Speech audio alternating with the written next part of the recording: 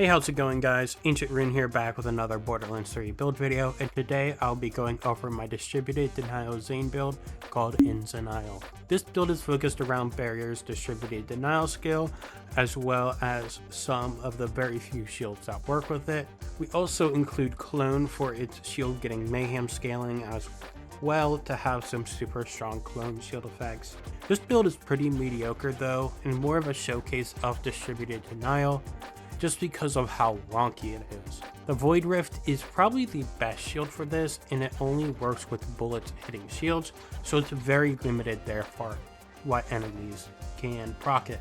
Don't forget to like the video and subscribe to the channel.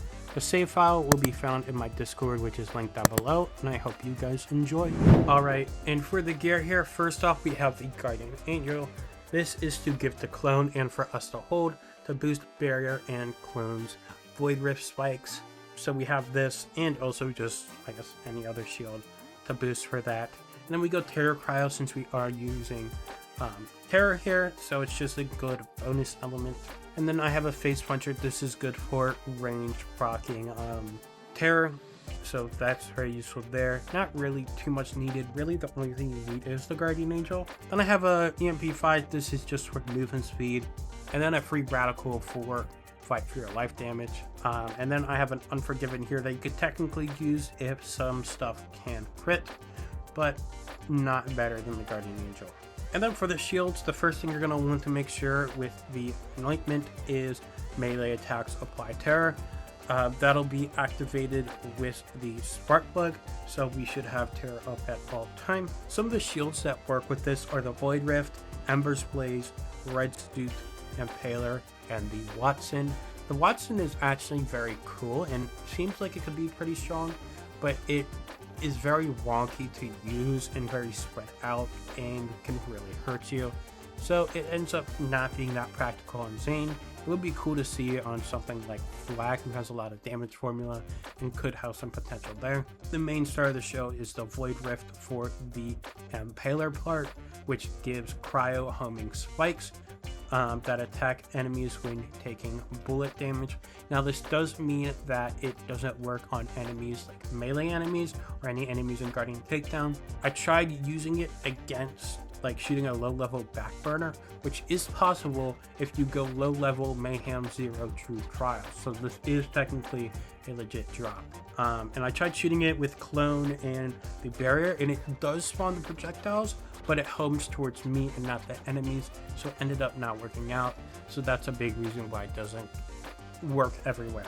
The Ember's Blaze and the Red Suit work, but they kind of just be an aura around barrier and clone, but they don't deal enough damage at the high end game, so that is really unfortunate. The Watson seems like it could have potential, but it's again too inconsistent and weird. And then I have an It's Piss. This is just for applying debuff to enemies when clone throws it. Main thing you want is just a grenade with terror damage of fire rate. If you don't want the grenade to be thrown, like it's something just random, then you can take out this skill from Fractal Frags and just put it like in duct tape mod. Just a very minimal thing. You could also use a Mesmer if you wanted. You could also use a damage grenade as well, but I wanted to focus this just on the shield effects mainly, so that's why I go debuff here. And then for the class mod, you could go Conductor, Seeing Dead, or Executor. I like using the Conductor since we have 2 action skills up and active for a while, so the shock bonus element is really cool and just gives a different element going on. The main thing you're going to want to look out for is splash damage, slash radius, and Hyperion crit, since the crit stuff will apply when holding a Hyperion gun. So that's very useful there. You could also get access skill damage for clone and shield effects, access skill cooldown rate, regular crit damage, really whatever you could find that's beneficial to this build. I would probably prioritize points in Good Misfortune. Actually, I definitely prioritize that, making Executor and Conductor a lot better than Seeing Dead. Prioritize that since in our skill tree we don't go down blue tree much, so that is very important there. And then we go to Spark Plug Victory Rush. The main thing you're going to want to look out for is the Spark Plug. This will activate the Terror Anoint when using melee attacks apply terror, because the Spark Plug counts as slide damage and sliding counts for melee for this. so it all works together. And also it can deal good damage and crit, so you have that Hyperion crit damage as well. The main thing you're going to look out for is area effect damage for splash radius and splash damage. You get splash radius from the second or third slot in your passive pool. And then cryo damage is really good boost here when using Terra Cryo, and especially the Void Rift. You could go different elements if you're using different shield stuff, so like fire, radiation, corrosive, and then this is just random elements, I think. And so we have that, and then action skill cooldown rate is really nice as well. Nothing else really matters here. You could go a second element as well instead of action skill cooldown rate. Then we have victory rush here. We could also go auto idle. It's just there for the V1 damage. We have V1 damage here, but having extra is always good. The V1 damage will apply to the barrier spikes, but not the clone ones, just for our damage more than clones. And then for the skill tree, as I said, we don't go much purple tree. We're basically just getting down to seeing red to activate our kill skills when we start going. I go violent speed here for some movement speed, cold war for when we swap around items, and 1 point in salvation since clone can proc salvation when it shoots its gun, and then just seeing red here. We don't need violent momentum because we're not shooting guns for damage, don't need reload speed, don't need drone delivery. Then nothing else here really helps much. Then we go to clone capstone in red tree, so clone can hold the guardian angel to boost its novas. Borrowed time here for action skill duration, very important. Then we have Donnybrook to increase clone's damage. Fractal frag so clone can throw some grenades. Duct tape mod, you really need 1 point in here, but there's nothing else beneficial, so we go in here. Quick breather is really good for keeping clone up, and then when you swap, you can start recharging clone's shield. So if you have effects where you need shield up, then that is very useful. Then I have old use, so if we go down, we can get right back up by sacrificing clone. Then we have Supersonic Man for some nice movement speed. Pocket full grenades for ammo regen. This is mainly for when we use Boom Enhance because it will consume grenades. So clone will get more damage and duration mainly. And also more max health is very important. Trigger the light, so when clone draws aggro, we will be gaining extra cryo damage for our damage going on. And then double barrel again for clone damage. And then for green tree, we go down to Calm Cool Collected to keep our action skill up all the time as long as we can freeze enemies.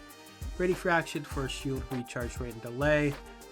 Rise to occasion for health regen for survivability. Brain freeze so we can freeze enemies.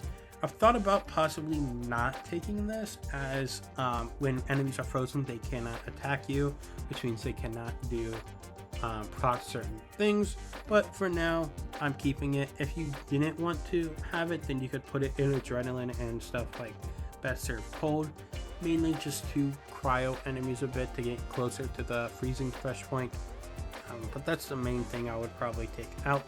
Distributed denial, as that's a part of the build, only works on a limited amount of shields, including the shields I have here. I don't know the full list, I just know these are good shields that work. Really expensive jacket for lower stats effect duration. This is just to help with survivability. Calm Cool Collected so we can keep our action skill up, and then refreshment is really good for the lifesteal versus frozen enemies. A lot more beneficial when using brain freeze, since you will be freezing enemies that way. And then for purple tree, we go some points at renegade for health regen, and then mana focus just to get down the tree. The main reason we go purple tree is for headsman's hand. This is for the crit damage, as we will be critting with spark plug and some shield effects. And then we just go fugitive so we can sprint and shoot if we need to. For the augments, first we'll go over clone. I go the shield restore portion. This is just good for us to keep our shield up for our own shield effects.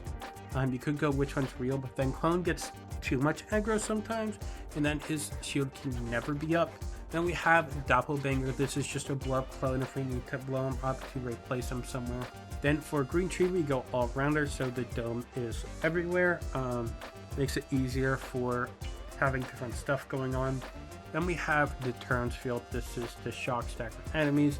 just really nice and can stop enemies from going through barrier as needed. I hope you guys enjoyed the build video. It's a shame this doesn't work well in Guardian Takedown, but it's cool to show what it could have been. But you can still use this on other content, so it can be a fun build to try out and do some cool niche things. Again, you can find the save file in my Discord, which is linked down below, as well as my other socials. If you haven't, I would really appreciate it if you would like and subscribe, and I will see you guys next time. Peace.